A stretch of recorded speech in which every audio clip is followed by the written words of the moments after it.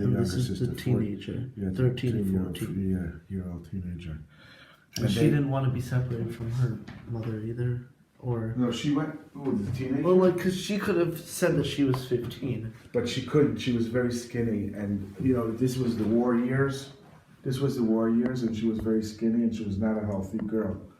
Not everybody was healthy, especially during the war years. Don't forget, this is after 6 or 7 weeks in the ghetto of Shimlo. Simla, which is about 11 kilometers away from Krasna, had brickyards, factories, and that's where they stayed in the ghetto when they were expelled from their houses with all their possessions into a ghetto for 6 or 7 weeks. And that's why my father always cried about it on Passover by the Seder.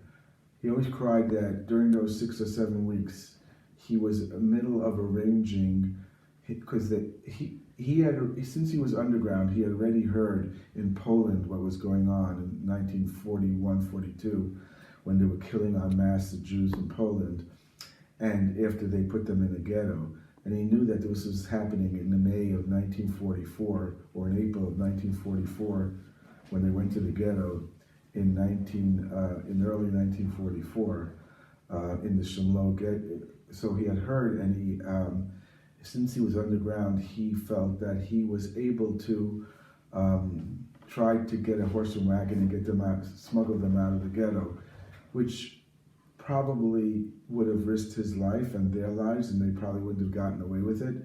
But he always felt guilty all his life that he couldn't save his mother and his sisters and his nephew from the ghetto of Shimlo. And also, my grandmother's grandparents were there as well, but they were definitely taken. They were taken in the age of 88 and 87, which was unusual to be that old and be healthy in 1944, but they were killed. Yaakov Spitzer and his wife from Buchum, which is Perel's parents at that time. But my father had a lot of guilt. He would talk about it and he would cry Erev Pesach. Every Pesach by the Seder, he'd cry and he'd tell over the story. He didn't like to talk about it during the year, but Pesach he did talk about it at the Seder. And he would cry from guilt that he was saved. And the only people that were saved from his family were his brother Yehuda, and his sister Gita, who was in Auschwitz actually.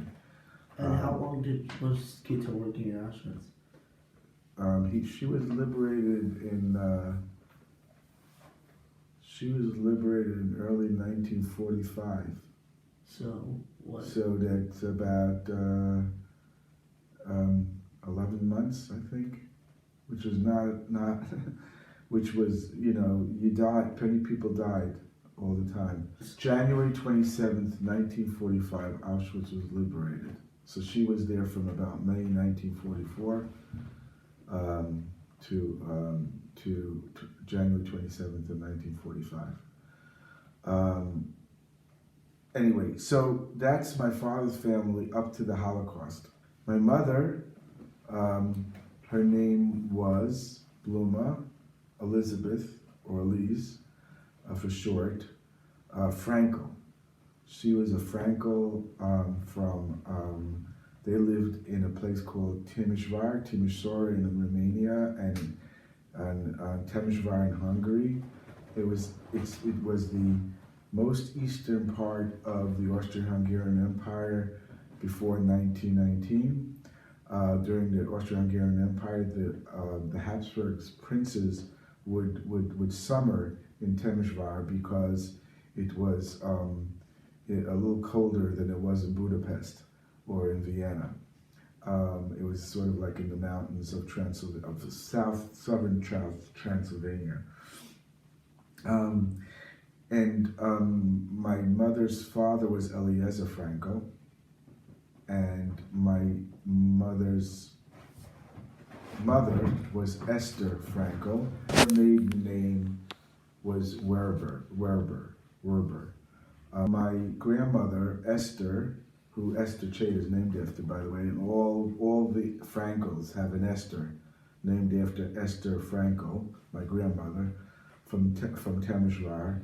By the way, that area, all of Transylvania, has a Romanian name and a Hungarian name. If you Google it, you'll see there's a Hungarian name and a Romanian name because, you know, depending what year it was in the 20th century, in the early 20th century, the borders changed a few times from Hungary to Romania. Anyway, so in Temesvar, I'll call it Temesvar instead of Timișoara, which is the Romanian name, because that's how I knew it growing up, because my mother, you know, they spoke more Hungarian than they did Romanian. They actually spoke Romanian. My parents spoke Romanian only when there were secrets between me and my sister, secrets, because they spoke Yiddish to us, and they spoke Hungarian, and because that was their first non-Yiddish language. Yeah, first non-Yiddish language was Hungary. And my mother, my mother was had 8 siblings that survived childhood. We understand that there were 12. My grandmother Esther had 12 pregnancies, but the photo I was going to get to was a photo of my great uncle's wedding. And there's a picture of my great grandfather with a long pipe and a beard, a big hat. And there's like 20 people in this photo. My mother's 2 cousins are laying on the floor, 2 Hasidic cousins, which later on they both became the Teitelbaums. Some of the Teitelbaums, they're not the Rabbi Teitelbaums of the Satmar community, but they're very prominent members of the Satmar community of the Teitelbaum. One is a sofer, and one they have shuls on their own, and rabbis and shuls in Muncie, and so on. So they these 20 people that are in this photo include a photo of my grandmother Esther Frankel and her mother Werber, and she. I think it's Rachel, and that's why there's an Esterochi. But anyway, so his name was also Yaakov Werber. So both my great grandfathers were Yaakov, and one was Fega. Oh, Fega was Spitzer.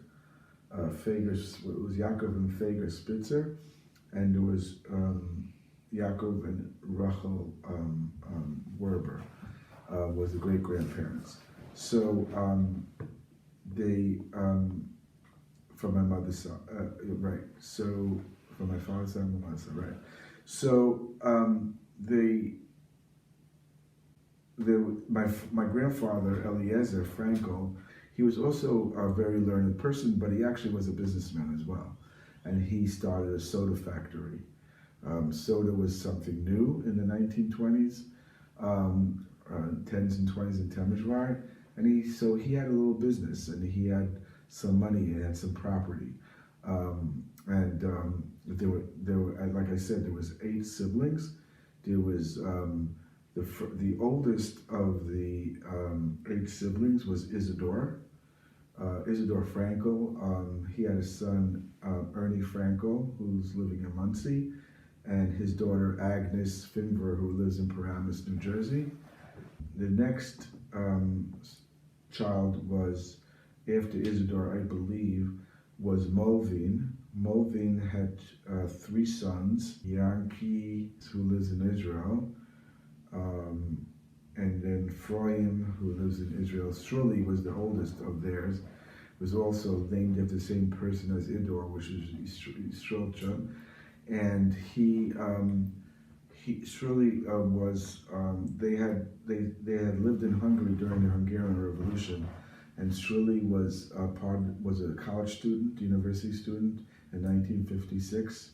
This is my first cousin, Mulvin Weinberger, Shirley Weinberger, and unfortunately he was caught by the communists, and he was beaten until and he had a lot of brain damage from that beating, and he was never the same. When they all moved to Israel in the 1970s, he was sent to a home, and I heard that he had passed away. Ephraim was an architect who lived in Jerusalem. I had met him. And Yaki Weinberger lived in the kibbutz in north of Israel when they left. After Movin came Bruchi, who had two sons, married Wurzburger from Toronto, married Benzine Wurzburger and Laser Wurzburger. Benzine Wurzburger is all the Hasidic. And then was Utzu Frankel, which was Rika's father, Yitzchak Meir, Rika's father, and her younger brother, his younger brother Eliezer, who's also named after Eliezer Frankel.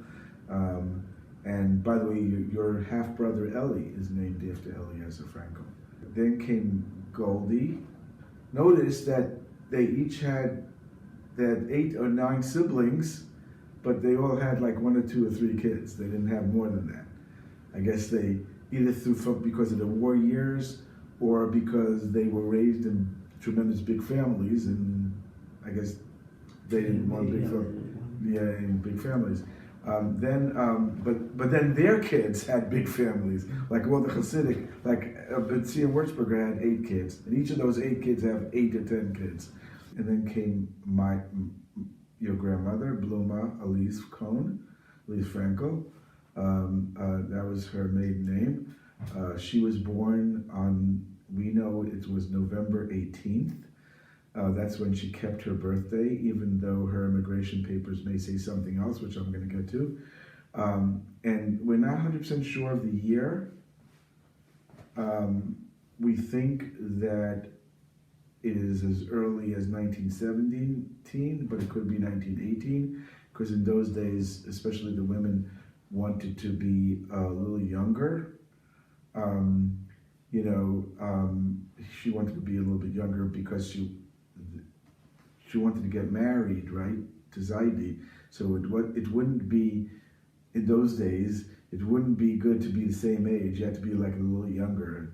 The girl had to be a little younger than the boy. That social norm was really spread on all cultures, all civilized cultures at the time, where the husband was a little bit older than the wife. So we think that it's likely it could be November 18th, 1917, which means my father would have been only like 10 months older or 11 months older than my mother, but because she wanted to act a little bit younger. But it could have been 19. I think Aunt Esther may have her real birth certificate, but it says October instead of November.